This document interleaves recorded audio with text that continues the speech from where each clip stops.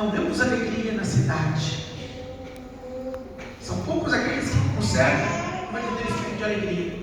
Na verdade, é um egoísmo de quem olha para quem, cada um está pensando em buscar seu dinheiro, suas coisas, e, de fato, vemos violência, temos dificuldade, e aumenta o preço disso, e isso aqui não dá certo. Então, não temos essa alegria. E não temos essa alegria porque as pessoas não vivem felizes, não vivem alegres. Até porque essa alegria não procede de coisas externas. Porque muitas vezes nós fazemos nossa alegria depender do externo, depender de coisas de fora, depender do material. Então você vai ser grande de alegria se cair um bom dinheiro na minha conta bancária. Será grande de alegria se eu tiver uma casa grande, linda e maravilhosa. Se eu tiver dinheiro para fazer grandes viagens, se eu puder comprar o carro melhor do mundo, aí eu fico alegre. Alegria dependendo dos bens materiais, que a gente perde, que se acaba e que a gente deixa aqui quando morre. Claro que ninguém vai ser feliz de verdade se vive só para as coisas materiais, só para as coisas externas. Nossa alegria, se ela tem que ser contínua e verdadeira, não pode depender do que vem fora, mas é uma alegria que vem de dentro, uma alegria interior. E depende até se as coisas não vão bem. Se olharmos o Evangelho de hoje com atenção, se olharmos a leitura de hoje com atenção, essa leitura dos Apóstolos, vendo o contexto, Filipe está na Samaria, porque muitos dos discípulos de Jesus, lá no início da igreja, se dispersaram, porque havia uma perseguição em Jerusalém, na capital. Então eles se dispersaram. E era para todo mundo estar triste, porque muitos foram presos, outros corriam risco de vida porque estavam anunciando o Evangelho. Era para ficar com medo, porque esse negócio de Evangelho estava causando problema a eles. Mas eles continuam evangelizando. Eles se dispersam e vão na verdade, espalhando o Evangelho, anunciando o Evangelho. Eles são felizes e por isso transmitem alegria. Mas de onde vem essa força para que eles transmitam o Evangelho em tempo de perseguição, em tempo que eles podiam até morrer por causa do Evangelho? Eles continuam animados com Filipe aí, anunciando o Evangelho e fazendo uma cidade inteira ficar alegre pela presença do Senhor. De onde vem essa alegria? Se vemos o final da leitura, diz que quando os apóstolos souberam que Samaria tinha colhido a palavra de Deus, então mandaram lá a Samaria 2 dos apóstolos, Pedro e João. E chegando lá, eles impuseram as mãos sobre o povo da Samaria, porque até aí eles tinham sido apenas batizados em nome do Senhor Jesus, diz a palavra. Apenas batizados. E aí os apóstolos impõem as mãos para conferir-lhes a graça do Espírito Santo. O diabo Filipe provavelmente batizou muitos ali, mas é necessário que os apóstolos viessem completar aquilo que Filipe começaram. Mas é interessante porque no batismo se recebe a graça do Espírito Santo. É o Espírito Santo que vai purificar a Laura do pecado original, de todos os outros pecados, e a tornará filha de Deus, membro da igreja. Então o batismo transformoso, o batismo traz a graça do Espírito Santo. Mas os apóstolos dão àqueles que são batizados uma nova graça do Espírito pela imposição das mãos, porque aí já não é mais o sacramento do batismo, é outro sacramento, é o sacramento da crisma ou confirmação.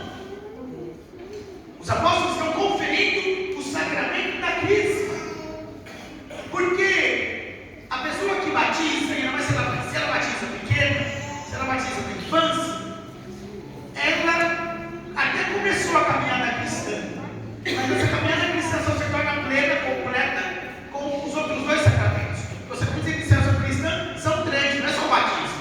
Para dizer que uma pessoa iniciada na nossa religião cristã, ela tem que receber os 3 sacramentos: o batismo, a crisma e a Eucaristia. Pode dizer que começou no caminho. O batismo não é o começo, mas o começo completo é batismo, crisma e Eucaristia. Por isso que quando a gente batiza uma criança, a gente primeiro unge com óleo dos catecúmenos, preparando a criança para o batismo, e depois unge com o óleo do crisma, para mostrar a ligação com o sacramento do batismo, o sacramento da crisma, para mostrar que quem foi batizado será crismado. Claro que com os adultos é diferente, os adultos recebem tudo de uma vez, na vigília pascal, recebe batismo, crisma e Eucaristia, tudo numa mesma missa. Com as crianças a gente faz outro processo, porque elas são crianças, e elas serão educadas pelos pais, pelos padrinhos. Então, há um caminho a ser feito, isso não é dado de uma vez. Mas os adultos já dado de uma vez quando tem os 3 sacramentos. Mas digo isso porque a crisma é uma nova graça do Espírito Santo, é uma nova efusão do Espírito Santo. Pergunto aqui quem já foi batizado, levanta o braço. Batizado? Muito bem. Quem é crismado? Crismada, levanta o braço.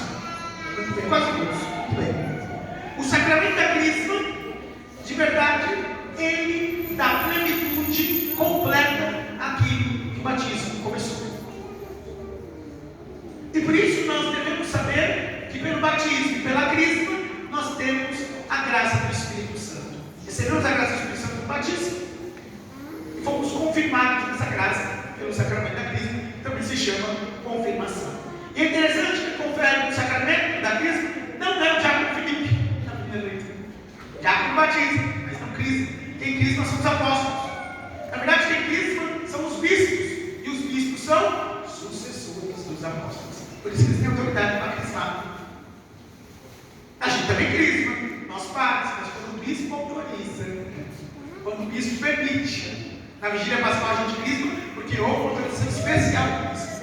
Eu só posso crismar assim, sem autorização, se for caso de morte. Se não, se a pessoa não estiver morrendo, tem que pedir autorização ao bispo.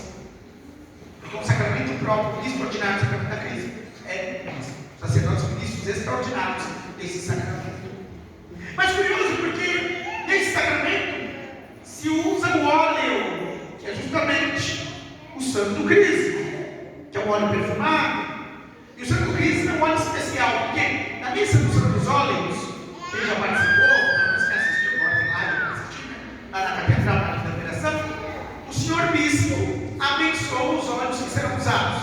Abençoa o óleo dos enfermos, com o qual os doentes serão ungidos.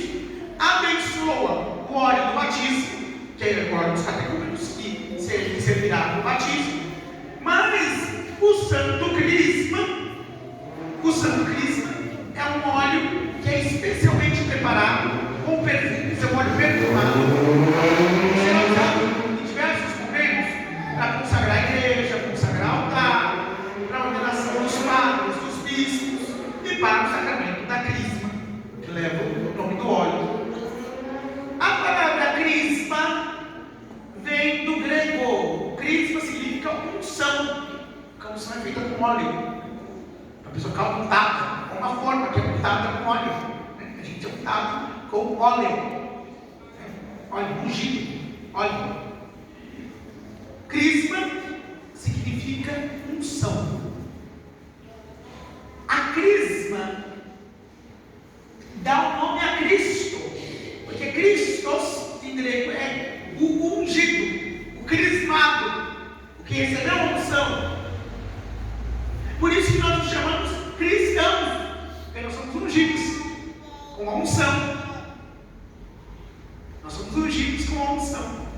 Como Cristo é ungido, nós também somos ungidos.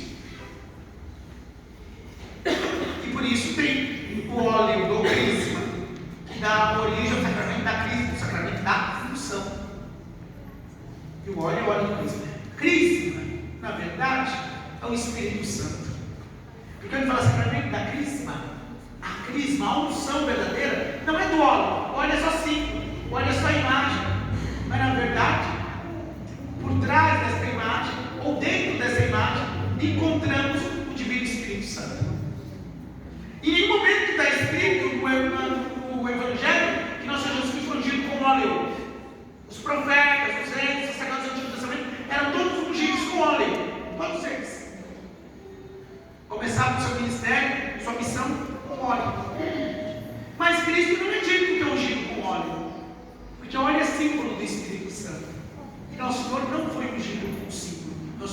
diretamente do Espírito Santo.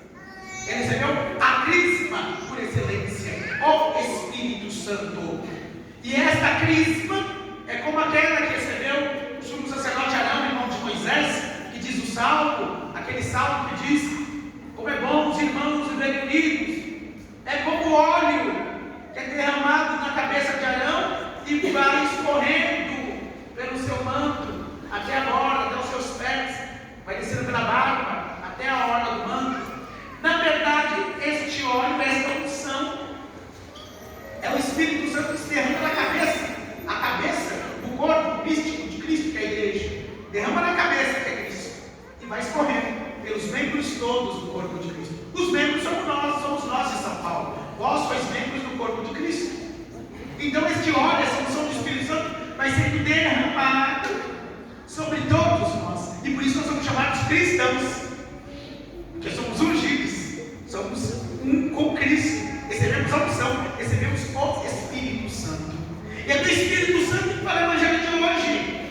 No Evangelho de hoje está dito, Jesus diz: eu vos enviarei um outro defensor. A palavra em grego é parácletos.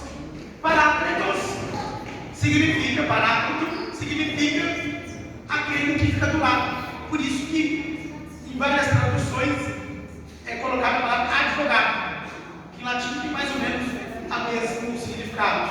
Aquele que fica do lado para defender. Claro, você é um advogado de defesa, não é um promotor que é de acusação, mas o advogado que fica do lado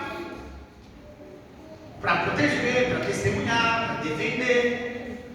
Mas, curioso, mas presta atenção, nós Jesus fala: enviarei para vós um outro paráclito.